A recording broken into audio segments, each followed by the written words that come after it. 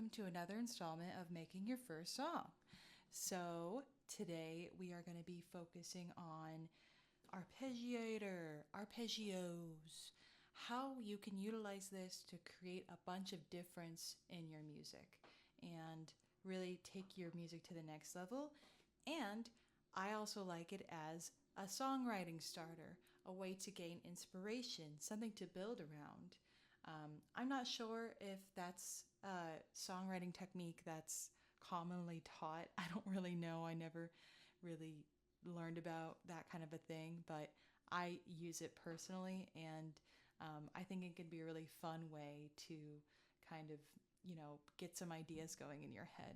So let's just get into it. Let's jump in. Okay, so we've saved our file. We've saved as, and that's an important thing to do. And make sure you save, even though there is autosave. Make sure you save. So I have Alchemy pulled up, which I've taught a little bit about in these videos. I'm just gonna pick something. Ooh, a mallet. Yeah, and let's just go with pop. Let's make it something bright. I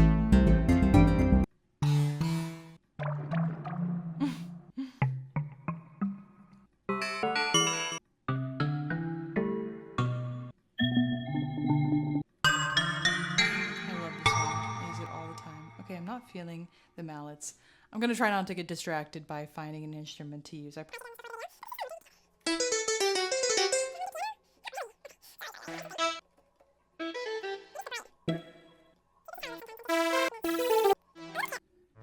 A little tip for finding something to use Arpeggiator with would be something that is going to be clean and something with not a lot of reverb or delay on it or anything, echo.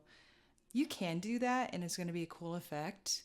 But to get started, I wouldn't recommend because of reasons I'm sure you can figure out. Like if something is looping over and over again, we don't want it to get muddy and we want the notes to be clear. Yeah. I kind of like this. I think this could work well. Ooh, check for like unusual behavior. When you hold it down, it does kind of a unique thing with the scene. I don't know. I think it's cool.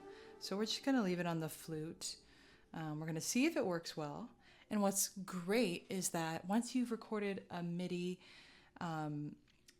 any sort of MIDI, and then you have the arpeggiator on, you can just go look around and change and look at different tracks in Alchemy. If you are going into another plugin, if my memory serves me correctly, it's going to reset. So just something to keep in mind. Okay, so we have our instrument selected. Now, step 2 is we are going to think about the key that we want our music to be in. You actually don't need to go here, like if you don't want to, but it might be helpful because you have to figure out a whole song structure later around this arpeggio in this example that I'm giving you. So yeah, let's just go ahead and think about it. Let's get it out of the way.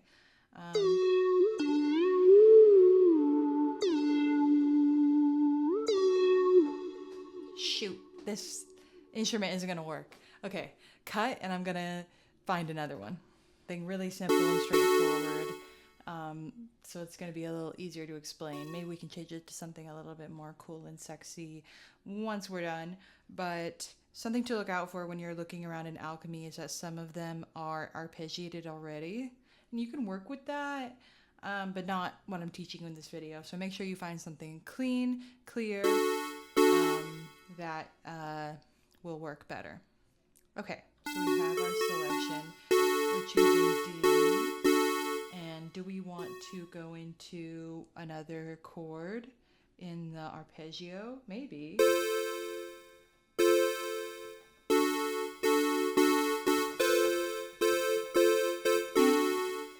That seems simple enough. So what you can do is you can go ahead. I'll show you 2 ways to approach it. So, we have it in 120. Let's just go with 120 for now. That's the tempo here. You can adjust it like so, just in case you don't know. You can select this to have the metronome going, kind of know what you're doing. So I'll show you the way where we record first.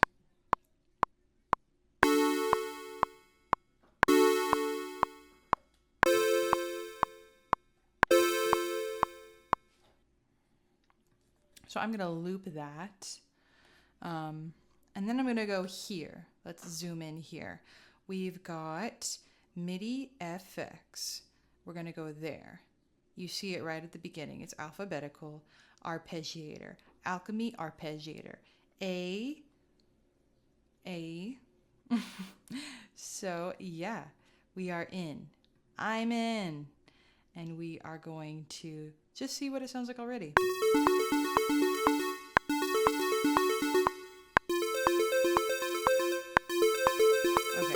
I did that was not cute. Let me fix that. See, I definitely make a lot of mistakes. I'm pretty imperfect when it comes to production. I think that's why I'm a good teacher for you. You know what I mean? So yeah, it's gonna be, this will sound better.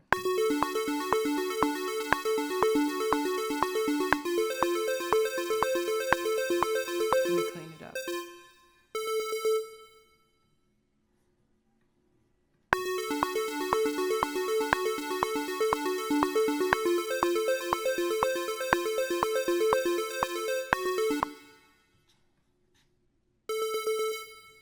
And something you would need to look out for when you're arpeggiating is that all of your notes are starting at the exact same time here.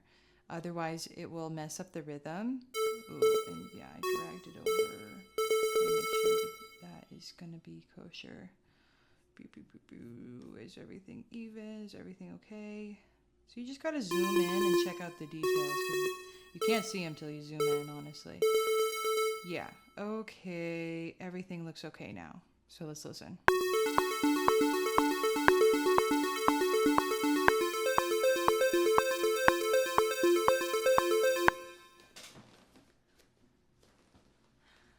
I'm a pretty simple person, but I think that's already kind of a vibe. And like, what amount of effort have we put in? Like 0.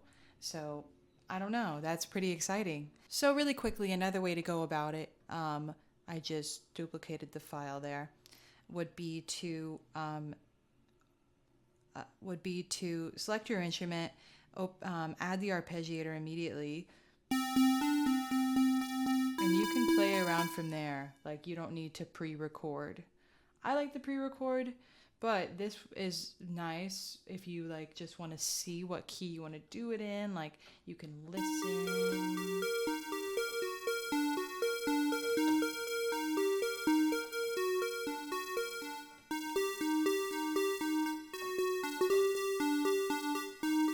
Not sounding the best, but I think you understand what I'm getting at.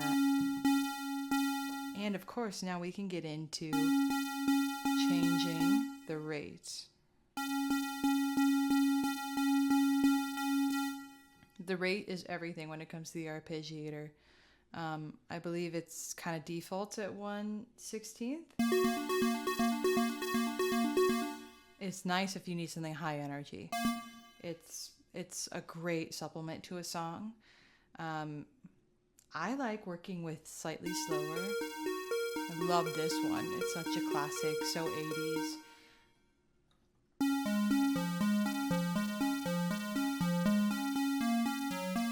And it can feel a little less overwhelming than the fast arpeggio, which I think may be a better supplement on top of a song already written. With this, you can kind of like come up with kind of like something that would kind of be the root of a song.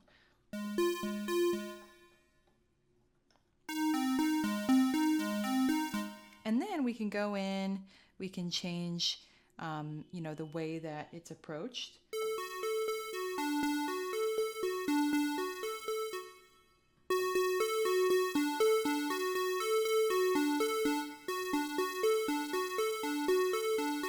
These ones are a little strange.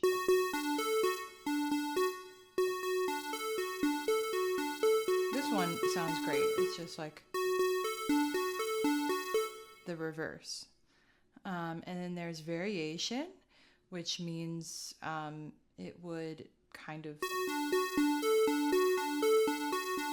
be a bit more all over the place and kind of choose what it wants to do next. This one's really fun. You can use it all the time. It's called octave range. If you want to create a longer arpeggio, the 2 octaves is good. It's not too much. And then, of course, we can go here and we can select a preset. There are a lot of interesting ones here. Especially interesting is the chord ones. So if I'm holding a D major chord here, it's gonna like bring that in. I'll show you. Let me get rid of these.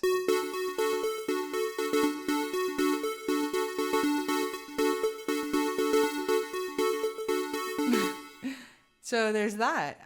But there are non-chord ones that you can use. To be honest, I don't really use these that often. So let's go back to what we had before and let's try something.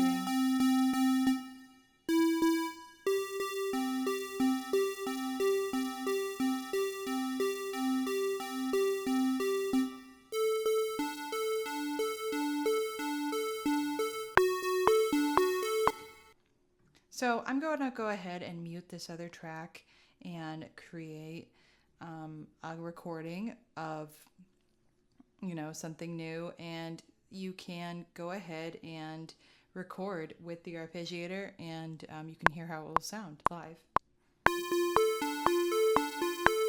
I'm going with D minor, kind of like the violin one.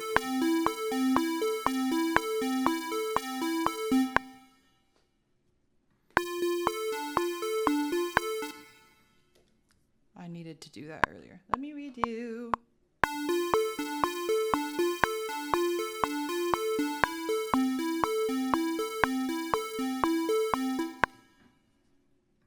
Okay, now let's loop that. Oop, it sounds messed up. That's because of my poor piano playing. Easy enough to fix. We can see that I came in early. So we are going to go in and clean that up.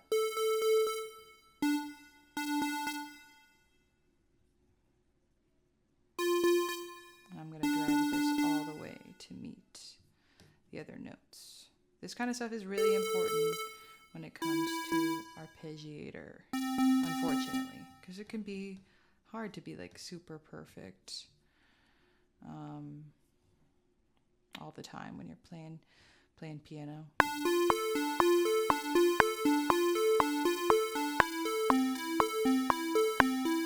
There we go.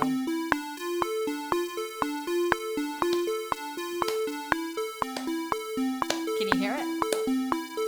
Can you hear the song that you're gonna make now based around your arpeggiator? I don't know, I can. Tell me how you feel. Ooh, it's real. Love me like you do. Everybody says you're not the truth. Ooh. Let me add in some stuff here, like just to show you how easy it would be to kind of build around this. Let me add in a pad, little pad. Let's go with 1980 Sweet Pad. Oh, jeez. This is gonna be a gothic vibe, but why not, you know? Maybe that's your vibe.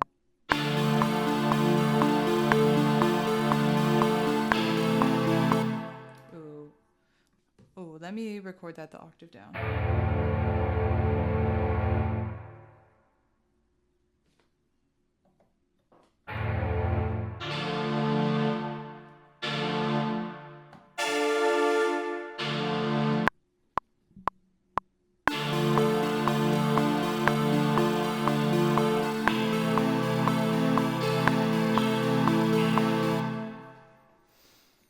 probably could have just copied and pasted that, but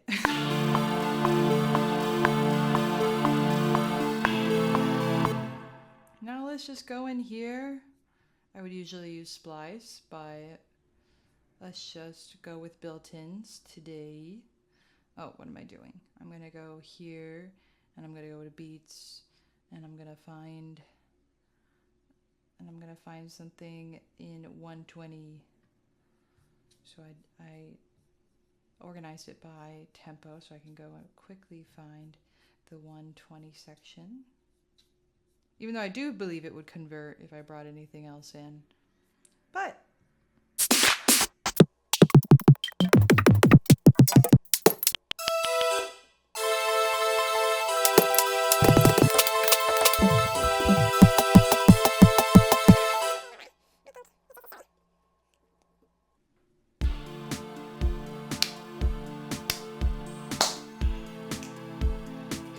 so there you have it.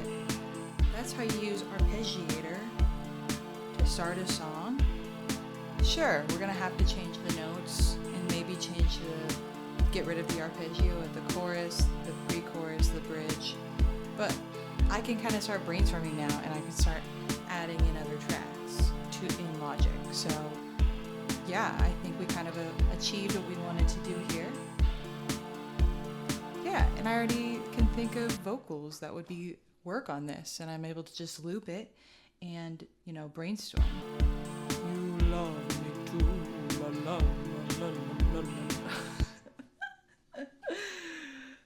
Making music is so fun, and getting started in Logic can be really fun, even if it feels overwhelming, especially if you know how to kind of come up with songs in Logic, so you don't always have to be at the piano or just like hoping something comes to you. Just make something come to you, you know what I mean? Make it happen. And so I hope that this was valuable. Please leave any questions or comments in the comments.